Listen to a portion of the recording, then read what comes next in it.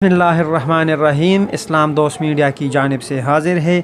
Breaking news है। कौमी assembly में जना के ऊपर सज़ा पर तवज्जो दिलाओ नोटिस दाखिल करा दिया। देखते हैं कौन मुखालिफ करता है। डॉक्टर आमिर लियाकत ने बहुत बड़ा दावा कर दिया।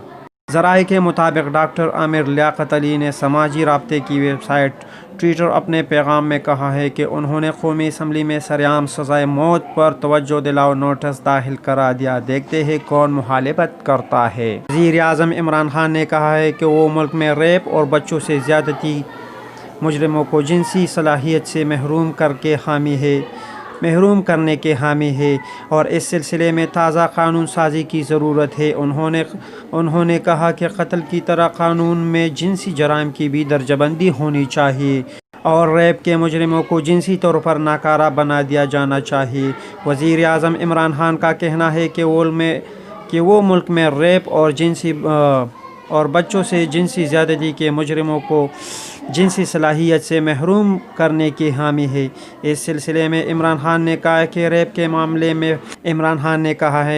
के मामले में फर्स्ट डिग्री का इर्तिकाब करने वालों को ऑपरेशन के ज़रिए नाकारा कर दिया जाना चाहिए। इनका कहना था कि उन्होंने पढ़ा है कि ऐसा दुनिया के कुछ ममालिक में बतौर सज़ा किया जा रहा है। इमरान खान ने कहा है कि जब वो हुकूमत में आए थे तो मुल्क में पड़े हुए जिनसी जराइम के तनाज़ुर में वो सरेआम फांसी के हक़ में थे। ताहम उन्हें मशवरा दिया गया कि ऐसा करने से आलमी रद्द-ए-अमल आ सकता है। इमरान खान का कहना था कि मेरे ख़्याल में तो इन्हें चौक में लटकाना चाहिए।